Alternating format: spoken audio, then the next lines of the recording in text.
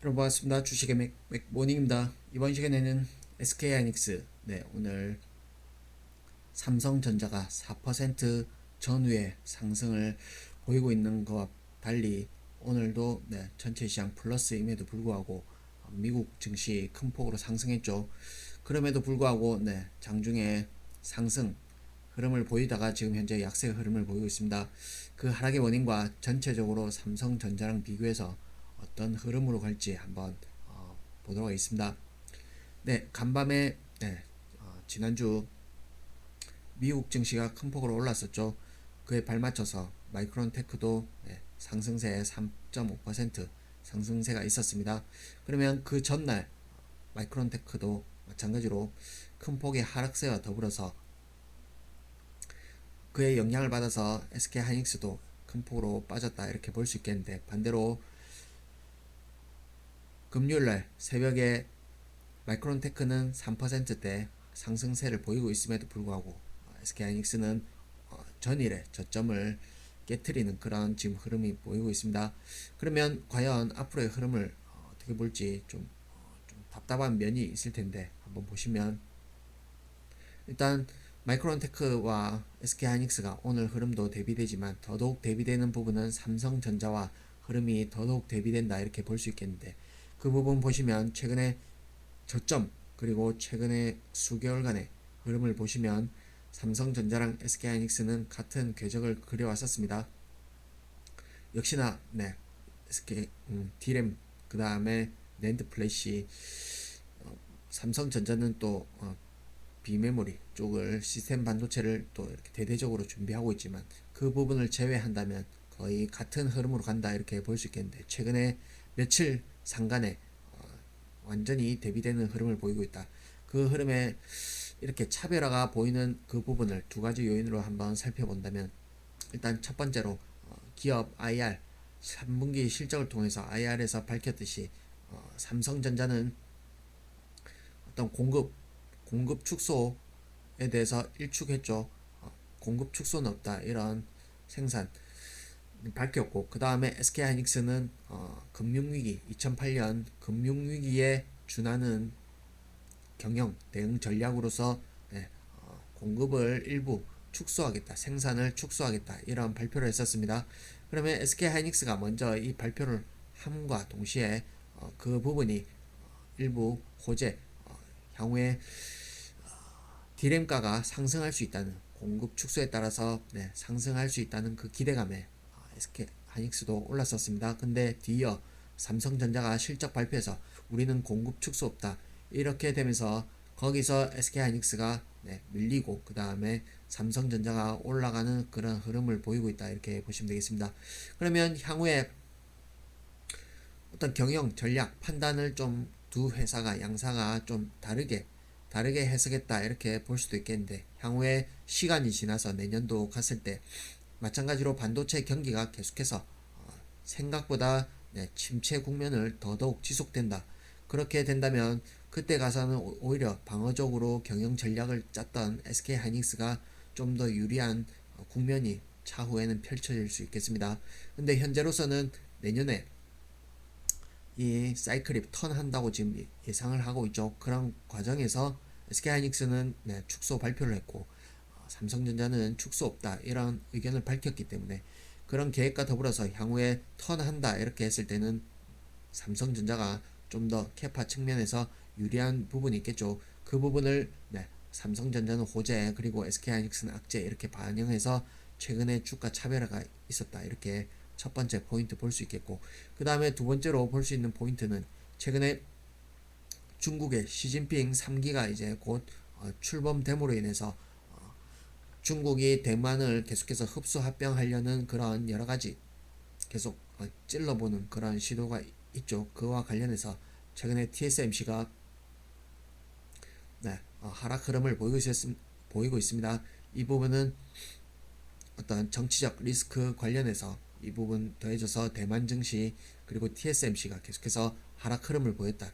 이와 반대로 그 부분에 반사 이익이 혹시 예상되는 삼성전자가 TSMC를 추격하고 있기 때문에 TSMC가 혹시나 그런 고객처를 일부 삼성전자로 옮길 경우에는 삼성전자의 반사이익이 되겠죠.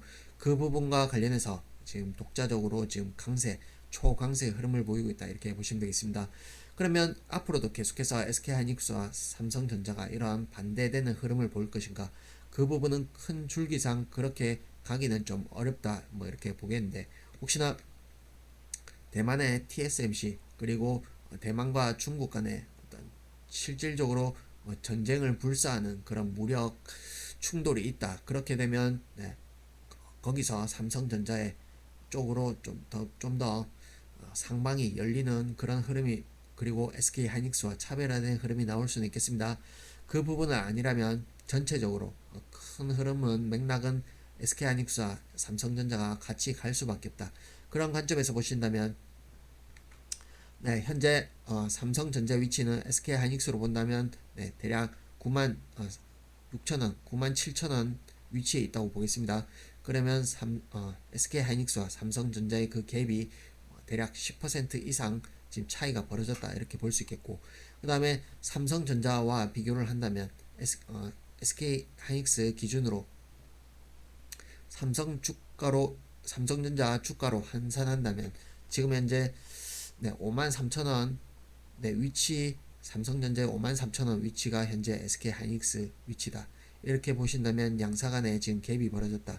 그러면 일정 부분 좁혀질 수 있다 이렇게 보겠는데, 일단은 제가 보는 관점에서는 삼성전자의 강세 흐름이 여기서 더더욱 확대되기보다는 현재 122평 저항을 받고 있죠. 이 부분에서 일정 부분 다시금 이 상단에서 저점, 이 중간 라인으로 회귀하지 않겠나 이렇게 보겠습니다. 그리고 SK하이닉스는 지금 현재 전 저점을 위협하는 수준 갈 것처럼 그런 기세를 보이고 있는데, 이 부분 단기적으로 추가 매도 압박이 있다면 전 저점에 준하는 수준까지 낙폭이 있을 수 있겠죠. 그러나 여기서 계속해서 흘러내리기보다는 일정 부분 올라오면서 시간을 벌면서 삼성전자랑 갭을 좁힐 가능성이 높지 않나 이렇게 보겠습니다. 이후에는 그 방향성은 일단 SK하이닉스를 거기서는 SK하이닉스에 대해서 단독으로 봐야 되지 않을까 이렇게 판단을 하는데, 그 부분에서 3분기 생각보다 더 나쁜 실적을 발표했죠. 그 부분과 더불어서 4분기에도 실적이 악화될 부분은 현재로서는 좀 자명하다. 그렇게 봤을 때 일각에서는 적자 전환할 수 있다. 뭐 이런 전망까지 나오고 있는데, 그 부분에 우려가 가시지 않는다면 향후에 이걸 다시금 이 하락한 에너지를 돌려서 상방으로 가기는 당분간은 쉽지 않을 것 같다 이렇게 말씀드립니다. 그러면 최근에 수급을 통해서 한번 보시면 고점 영역권에서는 역시나 상호펀드 비롯해서 기관들은 계속해서 SK하이닉스 실적을 별로 좋게 보지 않는 이유로 계속해서 매도 기조를 보여왔었습니다. 그 부분에서 선제적으로 매도를 때렸고 지속해서 강력한 매수세를 이어오다가 최근에는 지금 3일 연속 외국인은 때리고 있다. 이 부분에서 연기금 또한 계속해서 매도 기조를 멈추지 않고 있다. 이 부분 감안한다면 일정 부분 여기 낙폭 과대에 따른 브레이크는 걸리겠으나 그 추후에 기관의 수급 동반해서 강하게 돌려지는 흐름이 다시 나오지 않는다면 일단은 매수는 한 템포 늦추는 게 맞지 않을까 이렇게 말씀드립니다. 물론 이게 박스권 형태로 흘러간다. 그러면 내려올 시 저점 매수 그리고 올라올 시 고점 매도, 이 전략이 가장 이상적이다 이렇게 보겠고, 다만 앞으로 4분기 실적까지는 이제 또 3개월이 남았죠. 그 부분 감안한다면 3개월이라는 시간 안에 이쪽 상방이 확실히 좀 막혀 있다 이렇게 봤을 때는 이게 올라오더라도 다시금 저점 테스트를 할 가능성이 높지 않나 이렇게 말씀드립니다. 그러면 실적 저점의 피크라고 하면 4분기 실적 부분이 될 수 있겠습니다. 1분기도 혹 좋지 않더라도 큰 차이가 없다면 적자 전환하는 4분기 실적 발표가 있는 1월달이 최고의 어떤 최악의 분위기를 반영한 그 시점이 될 가능성이 높다. 그 시점까지 조금 기다려보자 이렇게 말씀드리겠고, 현재 어떤 하락 추세를 보면 네, 앞선 흐름에서는 역시나 강한 패턴을 보였습니다. 워낙 강력한 외국인의 추세적인 매수세가 있었고 그 다음에 연이은 갭을 동반한 이런 5일선을 타고 가는 이 상승세에서 이 추세를 읽어줄 수밖에 없었겠으나 이부에서 저점 일부 저점 마디가 그 다음에 눌림목을 확인하고 올라오는 과정에서 쌍봉 형태로 다시금 큰 이때 준하는 매도세를 만났기 때문에 이 부분에서는 최근에 어떤 추이를 감안한다면 하방으로 압력이 좀 더 놓겠다 이렇게 말씀드립니다. 그 추세가 훼손된 그 포인트 근거는 이쪽 저항 추세선 고점을 이은 추세선을 물론 이게 여기서 다시금 지지받고 올라간다면 이쪽 영역을 지지할 가능성이 높았겠죠. 근데 그걸 뛰어넘는 매도세가 있었다 이렇게 보여지고 그 다음에 오늘도 마찬가지로 이걸 깨고 나서 오늘 장중 흐름에 조금 올라오지만 저항을 받고 다시금 떨어지죠. 이 부분 볼 수 있고 어제 특히나 금요일날 거래량을 보신다면 최근 근 5개월 만에 최대 거래량이 되겠습니다. 이 매도세 강한 매도세가 일단 에너지가 잡혔기 때문에 이때도 당시에 매도세 출현 이후에 낙폭 과대에 따른 반등이 있었습니다. 그리고 며칠간의 반등이 있은 이후에 다시금 이렇게 저점을 깨고 내려온 흐름들 이런 걸 감안했을 때 이 에너지를 그대로 읽어준다면 일단 좀 늦춰보자 이렇게 말씀드립니다. 그 향후에 얼마나 내려올지 그 부분은 뭐 현재로서는 계속해서 흐름을 추적 관찰하는 수밖에 없다 이렇게 설명드리는데 일단 수급 뭐 물론 매수 매도 이렇게 반복해서 나오겠지만 일단 기관의 수급이 좀 추세적으로 강한 매도세가 들어온 것도 좀 필연적 매수 추세 추이를 읽어내는데 좀 확실하게 봐야 될 신호 중에 하나가 아닌가 이렇게 말씀드리고 그리고 현재로서는 저점 테스트 가능성이 높기 때문에 이 부분에서 저점을 이탈할 경우에는 일단 여기 추세 하단에 걸리는 79,000원, 78,000원